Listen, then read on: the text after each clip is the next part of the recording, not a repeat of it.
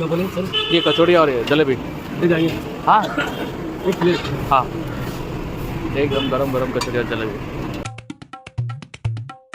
Hello বন্ধুরা, সবাই কেমন আছো? তো আজকে স্পেশাল টিফিনে দেখো বেনারসি স্পেশাল কচুরি আর জলেবি, সাথে দিয়েছে আলুর সবজি শাল পাতায় না দিলে কচুরি খেয়ে মজা লাগে না।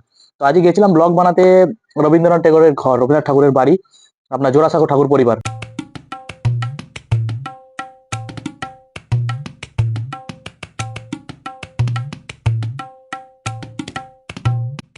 ওখানে গেছিলাম, ওখানে ভিডিও করতে গেছিলাম, ওখান থেকে এই বানারস স্পেশাল কচুরি পাওয়া যায়।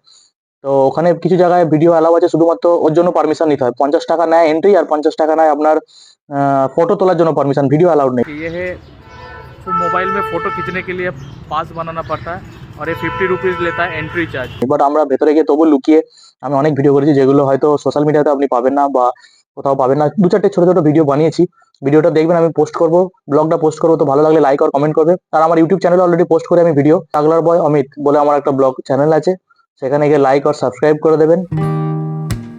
আর আমার জেলিপিতে কেউ নজর দেবেন না। Tata, bye bye.